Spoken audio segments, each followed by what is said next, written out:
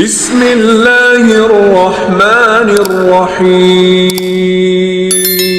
سرکار ختم یہ مرتبہ صلی اللہ علیہ وآلہ وسلم ارشاد فرماتے ہیں مولا کائنات یا علی جبرائیل امین آئے اور مجھ سے آ کر بیان کیا کہ میں تم سے بیان کر دوں۔ یا علی یہ 3 دن کے روزے 13، 14 اور 15، اگر کوئی 13 تاریخ کا روزہ رکھے تو ایک روزے کا ثواب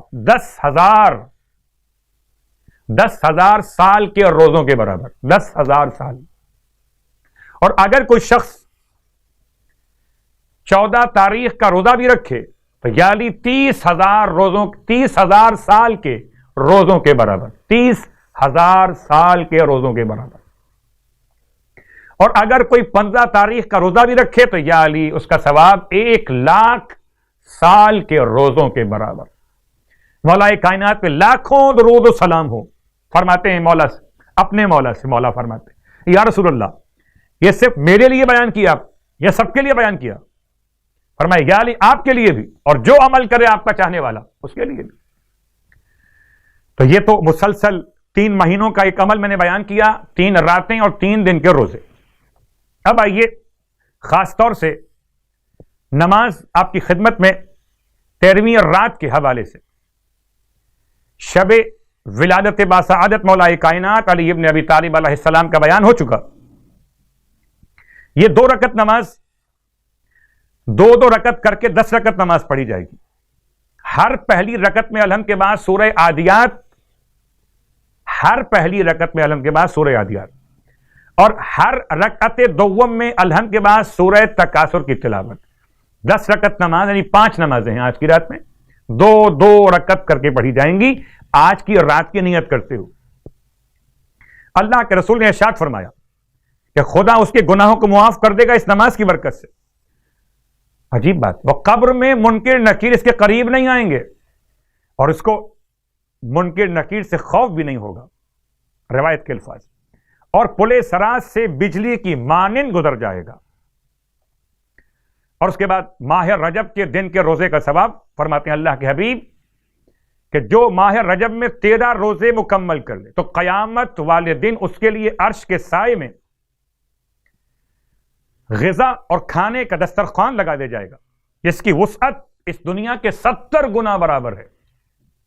اس پر بڑے مروارید اور یاقوت کی سینیاں یعنی وہ تھال جس میں آپ نظر کرتے ہیں رکھی جائیں گی، اور ہر تھال میں 70,000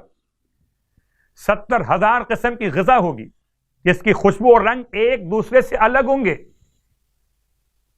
وہ اس دسترخوان سے تناول کرے گا جبکہ دوسرے لوگ بڑی مشکل میں گرفتار ہوں گے۔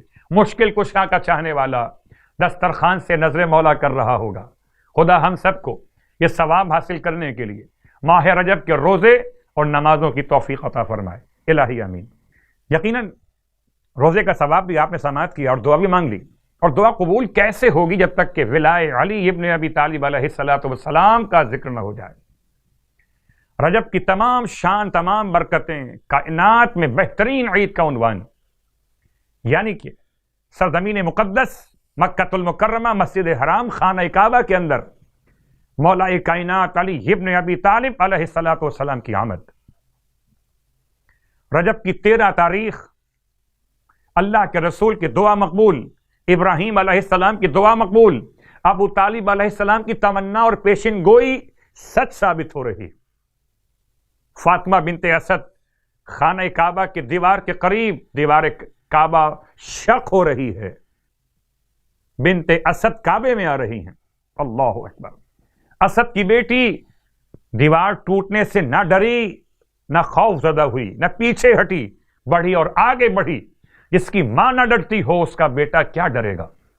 جس کی ماں نے پیچھے ہٹنا نہ سیکھا ہو اس کا بیٹا پیچھے کیسے ہٹ سکے گا؟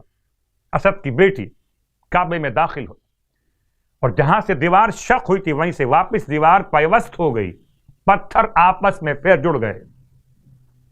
3 دن تک خدا کے گھر میں رہیں۔